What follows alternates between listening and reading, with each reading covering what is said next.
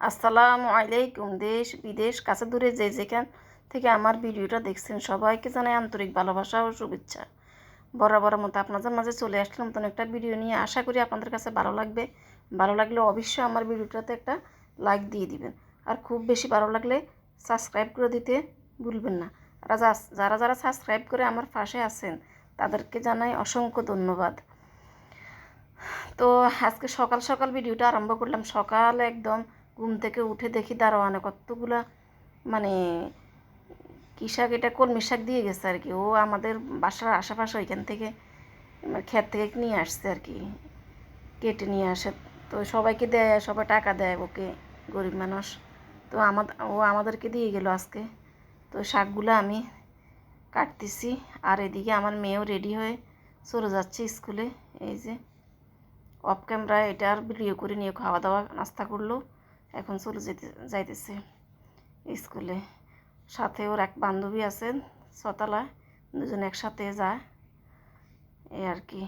যেদিন আবার ওর মানে প্রাইভেট থাকে ও আগে চলে যায়, একাই চলে যায়। আজকে দুজন একসাথে যাচ্ছে, ওর প্রাইভেট নাই। তো ওকে বিদায় দিলাম। বিদায় দিয়ে অফ ক্যামেরা সব কাটাকাটি করছি। এই যে এখানে কলমি শাক কাটলাম, তারপরে গরুর মাংসরে সব মশলা দিয়ে মেখে আগে রেখে দিছে আমার হাজব্যান্ডে, ধুয়ে টুয়ে একদম আদা রসুন জিরা যা যা আছে সব কিছু দিয়ে মেখে ম্যারিনেট করে রেখে দিছে। আর মিষ্টি কুমড়া আজকে 3টায় রান্না করব। তো এখন ফ্রাই প্যান প্রেসার কুকারে বসাই দিছি গরুর মাংস। তো প্রেসার কুকারে আমি এখন পর্যাপ্ত পরিমাণ তেল দিয়ে দিছি। তারপরে এখন দিয়ে দিলাম পেঁয়াজ। তো পেঁয়াজ আর গরম মশলা একটু বাদামি করে হাজব্যান্ড বলতেছে গরুর মাংসগুলো একটু কষিয়ে নেওয়ার জন্য, যেহেতু মশলা দিয়ে দিছে, গরুর মাংস ম্যারিনেট করে রাখছে। তো আর এখানে আর মশলা দেওয়া লাগবে না। তা আমি পেঁয়াজ আর গরম মশলাগুলো ভালো করে লাল লাল করে ভেজে নিব, এটাই আর কি। ভেজে তারপর মাংস দিয়ে দিব। তো আজকে সকাল সকাল রান্নার আয়োজন করলাম, কারণ হাজব্যান্ড বাসায়, এদিকে আমার ভাইয়ের ছেলেও আছে, আমার বোনের মেয়েও আছে, আমরা সবাই আজকে বাসায়। তো একটু তাড়াতাড়ি রান্না করতে চেষ্টা করতেছি আর কি। তো ওইদিকে হাজব্যান্ডও কিছু কাজ আগাই দিছে, মাংসগুলো ধুয়ে অফ ক্যামেরা মাংসগুলো ধুয়ে টুয়ে ম্যারিনেট করে রাখছে। এই যে এখন আমি মাংস বসিয়ে দিচ্ছি। আমি আর শাক কাটলাম, মিষ্টি কুমড়া কাটলাম, এই আর কি। এখন মশলাগুলো মানে পেঁয়াজ আর গরম মশলাগুলো যখন বাদামি হয়ে গেছে, তখন আমি মাংসটা দিয়ে দিলাম। মাংসটা দিয়ে প্রায় 4-5 মিনিট একটু কষিয়ে নিলাম আর কি। মাংস থেকে জল বের হয়ে যতটুকু বের হয়েছে এতটুকু দিলে কষাইলাম আর কি। পরে আলু দিব, এটাই আর কি। তো আজকে আমার মনটা একটু মানে বেশি খারাপ। হঠাৎ করে সকালবেলা এরকম খবর শুনবো মানে কল্পনার বাইরে। রান্না করতেছি, রান্না মানে করতে করতে হঠাৎ আমার বোনে ফোন দিল যে আমার এক মামাতো ভাই অনেক দিন থেকে অসুস্থ আর কি, ক্যান্সারের রোগী। তো হাসপাতাল ছিল বেশ কয়েকদিন থেকে, অনেক বেশি অবস্থা খারাপ গেছে ওনার। তো মারা গেছে কথা শুনে আমি হঠাৎ আমার শরীরটা এমন ঝাঁকড়ে দিয়ে উঠছে, পুরা শরীর ঘেমে একাকার, আর আমার 2 চোখ দিয়ে পানি পড়তেছে টপ টপ করে। আমার বোনে ফোন করছে, আর ওর মানে কতক্ষণ আমি কান্নাই করলাম। আরে এত কম বয়স মানে আমার এই মামাতো ভাইটা ফাইলো আর কি। এখন একটা ছেলে মেয়ে তেমন একটা খুব একটা বেশি বড় হয়নি, হয়েছে যা মানে বিয়ের উপযুক্ত হয়েছে। হয়তো বড় মেয়েটার বয়স কত হতে পারে, এই 16-17, আর মেজোটার মানে ছোটো মেয়েটার বয়স মনে হয় 15-16। আমার ছোটো মেয়ের বয়স, আমার তাবাসমুর সাথে ওনার ছোটো মেয়ের বয়স। আর একটা ছেলে আছে আর কি, ছেলে সবার বড়। তারপরেও আমার বিয়ের কত পরে বিয়ে করছে, মানে সব কিছু ভেবে আমার ওনার ছোটোকাল থেকে সব আমার চোখের সামনে ভাসতেছে। আর কেমন সুন্দর ছিল, কেমন একদম ইউরোপিয়ান ছিল, এরকম লম্বা চৌড়া ফর্সা।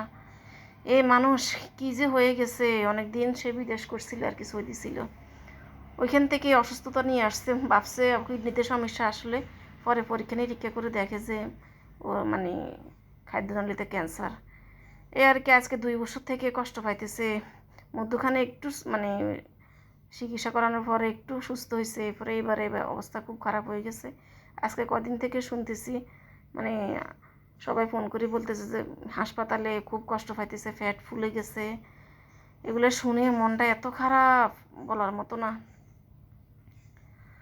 তো আমি কতক্ষণ মানে কান্না করলাম, ইচ্ছা মতো কান্না করলাম। বললাম আহেরে ভাইয়া কিছুই দেখে যেতে পারলো না। ওনার ছেলে বড় হয়েছে, মেয়ে একটু বড় হয়েছে, কি আর বয়স ফেলো। এই আর কি। এদিকে আমি শাক ভেজে করে মানে শাক ভাজি করে নিয়ে আসলাম টেবিলে। এখন ওই ফ্রাই প্যানটা ধুয়ে আবার বসিয়ে দিলাম, এখানে মিষ্টি কুমড়া বসিয়ে দেব।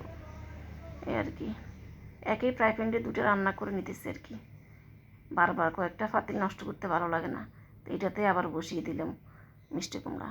আর ওইদিকে মাংস হচ্ছে আর কি। তো বাইরের কথা বলতেছি যে বাইরের কথা শুনে আমার এত খারাপ লাগতেছে মানে বলার মতো না। বলি আহারে, আরও শুনতে পারতেছি যে উনি যখন আমার মানে কবর খুলতেছে তখন নাকি ফানি উঠতেছে। মানে ওই দিন তো এত বৃষ্টি ছিল, ওই দিন সারাদিন বৃষ্টি ছিল, আবার কবরস্থানের চারদিকে ফানি মানে যে জায়গা দিয়ে মানে কূপ দেয় ওইখান দিয়ে নাকি পানি উঠে যায়। তখন আমি মনে মনে ভাবতেছি আল্লাহ এখন তো এই ফানিতেই রেখে আসবে, আর তো দেরি করবে না। এটা ভেবে আমার এত খারাপ লাগছে। আজকে তো কিছুই গেল না, ছেলে সন্তান কেউ সম্পদ কোনো কিছুই গেল না। আজকে শুধু কি যাইতেছে আমল ছাড়া, শুধু যেটা নিয়ে যাবে শুধু আমল যাবে। এটাই আমার বারবার মাথার মধ্যে আসছে। আর ভাবতেছি আল্লাহ কবর এমন এক দরজা, এই দরজা দিয়ে তো সবাই প্রবেশ করতে হবে। আল্লাহ আল্লাহ আমাদের সবাইকে উনার কাছ থেকে রক্ষা করক, বেশি বেশি ইবাদত করার তৌফিক দান করক। আল্লাহ ভাইকে যাতে জান্নাতুল ফেরদাউস দান করে, সেটাই দোয়া করলাম আল্লাহর কাছে। ফরে জোরে নামাজ পড়ে ইচ্ছা মতো কতক্ষণ নামাজের মুসল্লা বসা আল্লাহর কাছে দোয়া করলাম যে আল্লাহ সবাইকে তুমি ব্যস্তবাসী করো, যারা যারা দুনিয়া থেকে চলে গেছে, আত্মীয় স্বজন, শ্বশুর শাশুড়ি, আব্বা, কত মানুষ দুনিয়া থেকে চলে গেল। তো কী জন্য যে এত মন খারাপ হয়েছে নিজেও কুল করতে পার মানে মনটা আমার খুব বেশি খারাপ হয়ে গেছে। তো যাক, সবাই আমার ভাইটার জন্য দোয়া করবেন। আল্লাহ যাতে ওনাকে ব্যস্ত নসিব করে, এই আর কি। বেশি খারাপ লাগছে আমার একদিন আগেও নাকি বলতেছে যেদিন নিয়ে আসবে আর কি বাড়িতে, মরার একদিন আগে হাসপাতাল থেকে নিয়ে আসছে বাড়িতে আর কি। তো হাসপাতাল থেকে আনার সময় উনি বলতেছে আমাকে মনে হয় আরও কয়েকদিন রাখলে আমি মনে হয় আরও কয়েকদিন বাঁচতাম, তোরা আমাকে এখন হাসপাতাল থেকে নিয়ে যাইতেছিস।